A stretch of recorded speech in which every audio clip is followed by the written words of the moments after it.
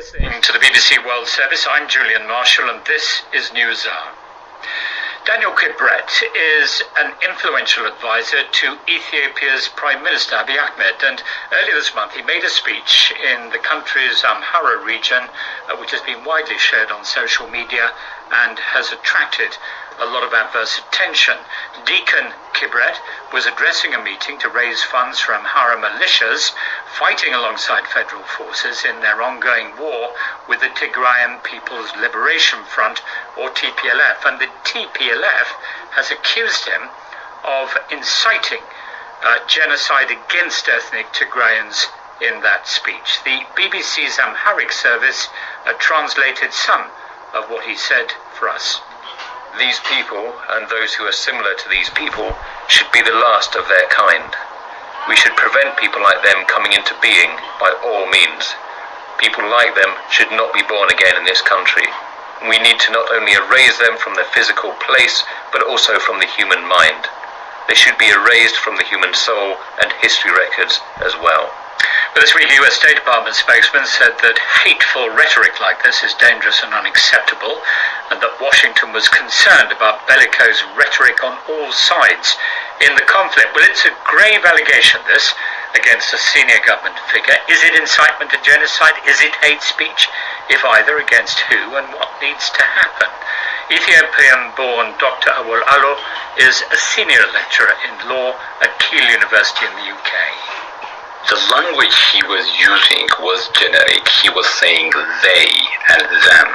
So he's very clearly referring at least to TPLF or forces that are associated with Tigray defense forces. So at the minimum he is referring to them. Even if that was to be the case, the kind of language that he used, a very direct, very public, very clear language that is not equivocal at all, calling for their destruction, calling for the erasure, not just from the historical record, from people's consciousness, that is a very dangerous rhetoric, and that, according to Ethiopian law, is incitement to genocide. In Ethiopia, the law protects not just national, ethnic, racial, religious groups from genocide, but also political groups. In 2006, we have a situation where the former president of Ethiopia and several leaders who was part of the Derg regime were convicted for genocide by Ethiopian court. So it's astonishing that both the Prime Minister and the Attorney General have absolutely nothing to say when somebody in position of influence, like Daniel ክብረት, has used that kind of very incendiary language. I mean, the fact that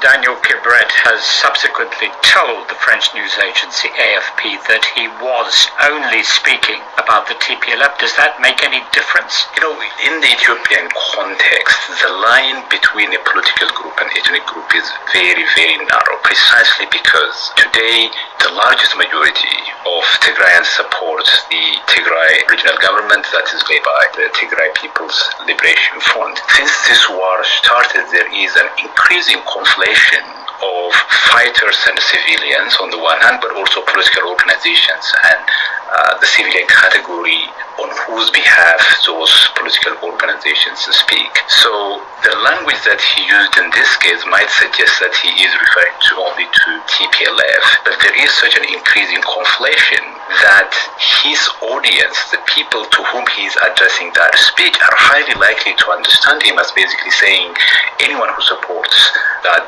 movement. But regardless of who he is referring to, he himself has accepted that he is referring to TPLF. If that is the case, the language that he used very clearly is an incitement to an act of genocide under Ethiopian law. When the entire government basically denies that what he said amounts to that, I think you can see that that essentially amounts to endorsement. I mean, you say that incitement to genocide is a criminal offence in Ethiopia, but correct me if I'm wrong, isn't there an exception for criticism directed against political opponents? Might he not argue that this speech fell into that category? Calling for the destruction, for the erasure of a political group is not a criticism. The law obviously protects a wider scope of freedom of expression, but a very direct language that specifically targets a single political group, calls for their destruction, refers to them as a weed that the Ethiopian state, the land, should no longer sustain. that they should be raised from the institutional registers, from public records, from the conscience of human beings. That is not a protected speech. That's incitement to genocide under Ethiopian law. The Ethiopian government has declined to talk to us about this, although they have said that the speech has been mistranslated and taken out of context. But you would disagree? Well, I am a native Amharic speaker. There is really nothing ambiguous about that language. There's nothing mistranslated. It's very clear that I think independent organizations, including media organizations, can seek independent translation. The language is very clear.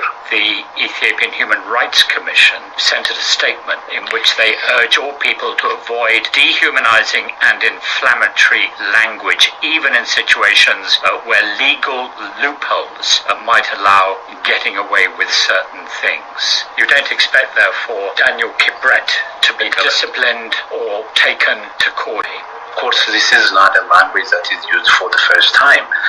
The Prime Minister himself referred to the same forces as weeds, as cancer.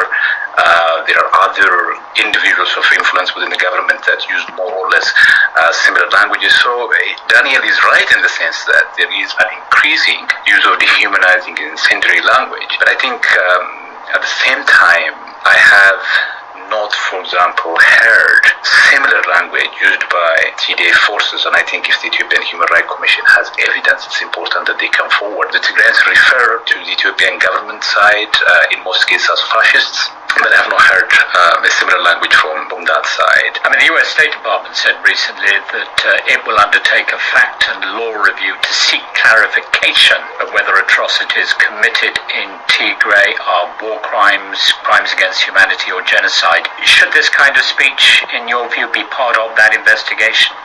Oh yeah, absolutely, absolutely. And I think this is very much at the forefront of evidence that exists in the public domain that very clearly indicates that perhaps those atrocities that have actually been committed may have been driven by this kind of motive. So what's the way out of this? At the very least, do you believe that Abiy Ahmed should distance himself from Daniel Kibret?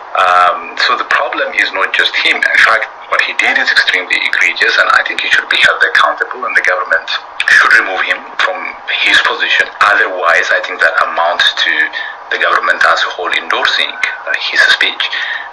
But I think the problem is far wider. It's important that the international community finds a way to pressure the Ethiopian government to end the war and to end the atrocities. Without that, I think, if the international community is simply to watch what is unfolding in Ethiopia, maybe we're looking at the Rwanda moment once again.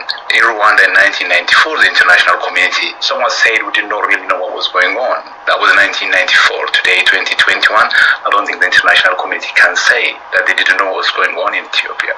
The evidence is out there.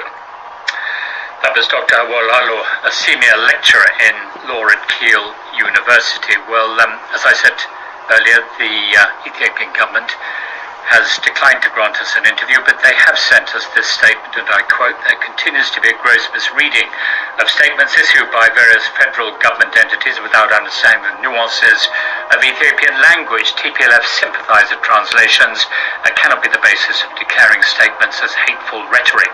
The government of Ethiopia remains committed to thwarting the threat of terrorist organizations like the TPLF while working to protect Ethiopians in the Tigray region." You're listening to News